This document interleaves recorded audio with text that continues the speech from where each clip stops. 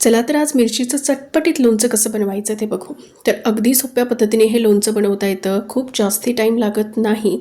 आणि आजची रेसिपी जर तुम्हाला आवडली तर प्लीज व्हिडिओला लाईक आणि शेअर करा आणि चॅनलला सबस्क्राईब करणे विसरू नका. तर चला रेसिपी सुरू करूया.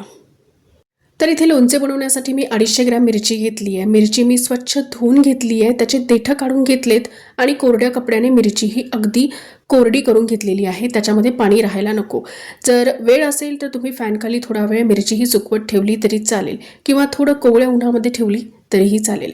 तर आता मिरची जी आहे ती चांगली कोरडी झाल्यानंतर आपण मिरची कट करून घेऊ. तर मिरची ही तुम्ही 2 भागांमध्ये चिरा करून सुद्धा कट करू शकता किंवा अशी मी बारीक बारीक तुकड्यांमध्ये कट करून घेतलेली आहे, अशी सुद्धा करू शकता.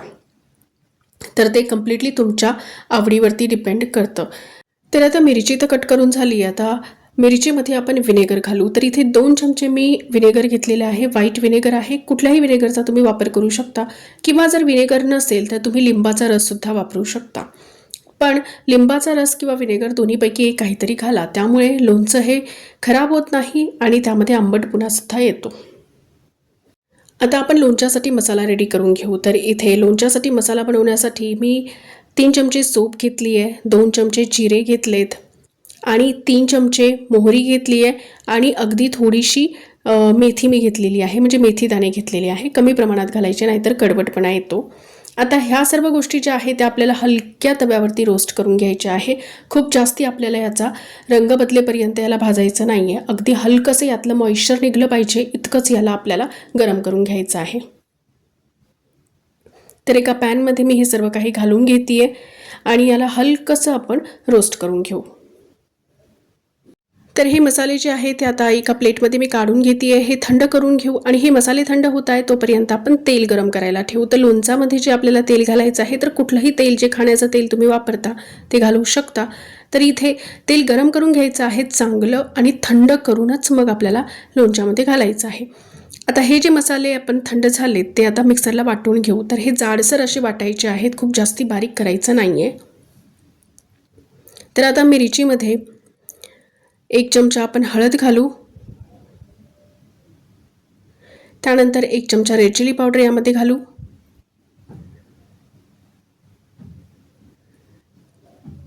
मीठ यामध्ये घालून घ्यायचं आहे. आता मीठ जे आहे थोडं लोणच्यामध्ये जास्ती प्रमाणातच जातं, तर मीठ हे थोडं जास्ती प्रमाणातच घालायचं आहे. यात मी हिंगसुद्धा घातला आहे, पण ती क्लिप माझी शूट करायची राहून गेली. तर 1 ते 2 चमचे हिंग घाला आणि हा आचारी मसाला जो करून घेतला आहे तो यामध्ये पूर्ण घालून घ्यायचा आहे. तर आता सगळे मिर्च मसाले जे आहेत ते आपल्याला व्यवस्थित मिक्स करून घ्यायचे आहेत. तर सगळं काही व्यवस्थित मिक्स करून घेतलंय. आता यामध्ये थंड झालेलं तेल घालायचं आहे. तर तेलाचं प्रमाण जर नंतर तुम्हाला कमी वाटलं तर तुम्ही नंतरसुद्धा यामध्ये तेल ॲड करू शकता. तर अशाच पद्धतीने गरम करून थंड करून मग यामध्ये तेल घालायचं आहे.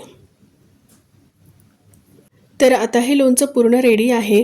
तुम्ही 2 दिवसानंतर हे खाऊ शकता किंवा लगेचही खाल्लं तरी चालतं, पण मिरची खूप मुरत नाही. तर तुम्ही थोडंसं याला ऊन दाखवा, म्हणजे 1 ते 2 दिवसाचं हलकं कोवळं ऊन जिथे येत असेल तिथे तुम्ही हा डब्बा ठेवून द्या. काचेच्या बरणीमध्ये भरा आणि ठेवून देऊ शकता आणि त्यानंतर खाऊ शकता. तर अगदी छान लागतं पराठ्यासोबत किंवा रोजच्या जेवणासोबत. भाजी नसेल तर मिरचीचं लोणचं आणि पोळीसुद्धा खूप छान लागते. भातासोबतसुद्धा खूप छान लागतं.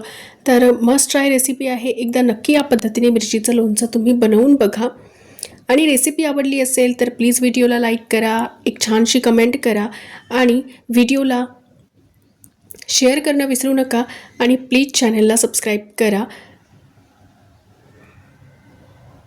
तर मस्त चमचमीत चटपटीत मिरचीचं लोणचं रेडी आहे. बनवायलाही अगदी सोपं आहे.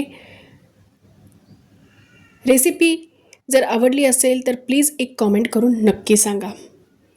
Thank you for watching.